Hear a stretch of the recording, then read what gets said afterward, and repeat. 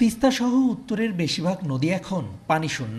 পানি আর মাছে পরিপূর্ণ তিস্তার বেশিরভাগ অংশ পরিণত হয়েছে বালুচরে। নদী শাসন ও রক্ষণাবেক্ষণের অভাবে উত্তরের নদ নদীগুলোর এমন দশা। রংপুরের গঙ্গাচড়া উপজেলার কচুয়া এলাকার জেলে লুৎফুর রহমান কয়েক দফায় জাল ফেলেও মেলেনি একটি মাছ। জানালেন, বর্ষাকালে কিছু মাছ পেলেও তা দিয়ে পরিবার চালানো খুব কষ্টের। অথচ কয়েক বছর আগেও নদীর মাছ বিক্রি করে অনায়াসে সংসার চালিয়েছেন তিনি। পানিও গেল, মাছও গেল।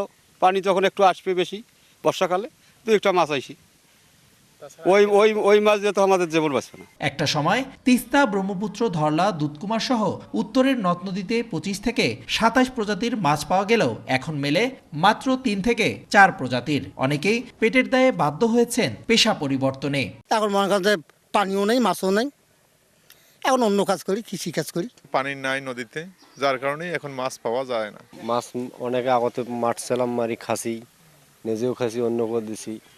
এখন নাই, এখন অন্য কাজ করি। তবে সম্প্রতি রংপুর সফরে এসে জেলেদের জীবনমান উন্নয়নের উদ্যোগ নেয়ার আশ্বাস দেন মৎস্য উপদেষ্টা। আমরা এখানে যে অবৈধ জালের মাধ্যমে যে আহরণ করি, ওটা বন্ধ করতে হবে।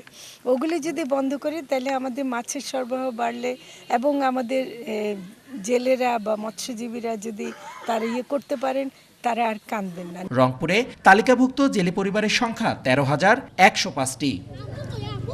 রেদওয়ান হিমেল, সময় সংবাদ, রংপুর।